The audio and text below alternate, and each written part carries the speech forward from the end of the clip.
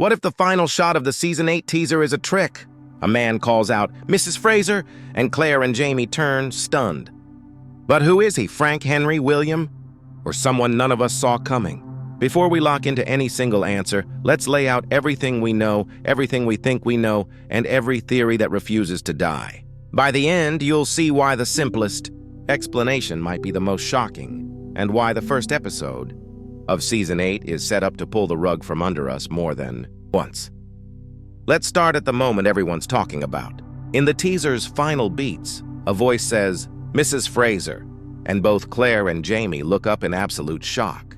The immediate temptation is to fuse that voice with that reaction and assume they're in the same scene. But should we? Starz loves to splice audio from one moment over footage from another to build suspense.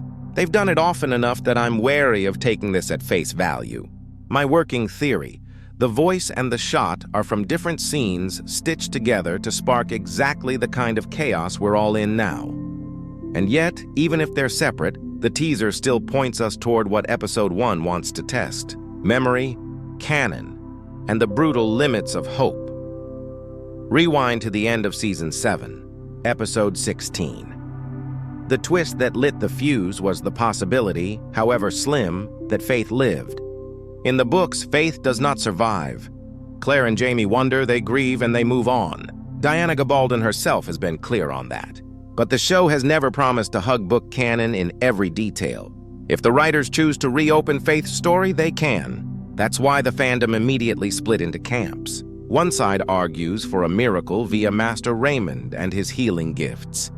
Faith spirited away and raised far from Paris, beyond the knowledge of Claire and Jamie. The other side builds family trees. What if Julia and Henry from the prequel, Blood of My Blood, connect to Faith's line? In that series, Julia gives birth to a son named William. Maybe he grows up and marries a woman named Faith. Maybe he fathers a daughter named Faith. Maybe that Faith becomes the mother of Fanny and Jane. These branches all tangle into plausible timelines if you squint hard enough, but even when the family chart versions line up on paper, the outcomes keep hitting the same wall. We already know Fanny and Jane's parents die young. Those paths don't lead Claire and Jamie to a living Faith. At best, they point to relatives, like William, or to Henry, or to other Beauchamp threads that brush the Frasers without rewriting the central tragedy. So if Mrs. Fraser is coming from a new arrival tied to Faith, it's still hard to make the end of the teaser map cleanly onto that reunion fantasy. What about Henry himself? Could he appear in Claire and Jamie's time? There's a version of the story where something terrible happens to Julia and William: death, separation, necessity, and Henry steps through time alone, seeking Claire but landing in the wrong year. It's a haunting idea. It even offers a reason he might be in America rather than Scotland. But look at the practical puzzle pieces. Blood of My Blood still has an episode to go, and Season 8 of Outlander is scheduled tight, with a launch at the start of 2026 and only 10 episodes to land decades of emotional debts. Pulling Henry or a grown William into the late 1770s would demand flash forwards, extra exposition, and a web of rules about time travel that the main show hasn't taught to casual viewers. The story could do it, yes.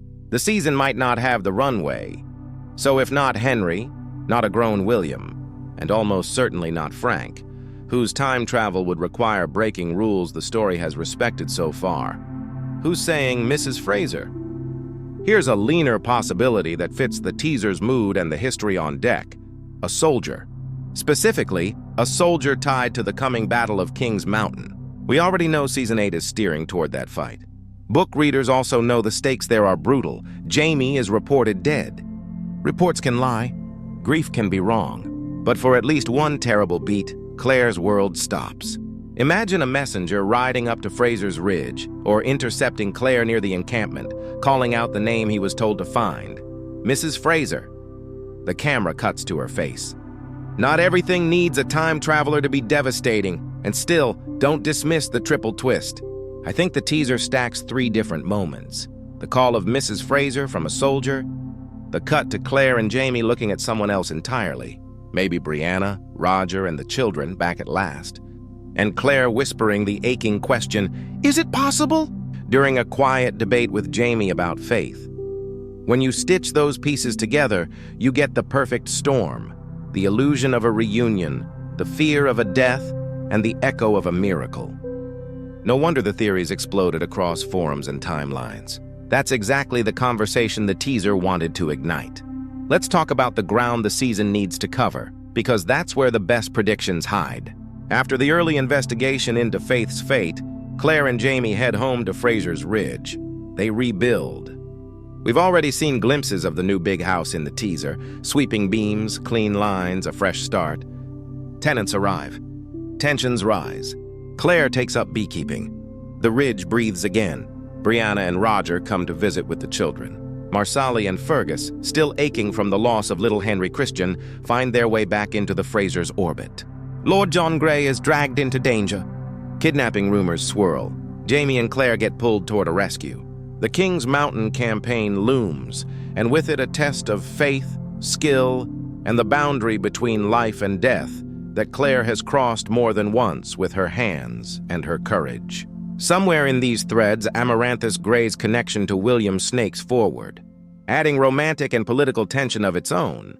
Does this crowded slate leave space for a full-blown parent plotline for Claire? The showrunner, Matthew B. Roberts, has said he doesn't intend to change the core fact that Claire never sees her parents again after the age of 5.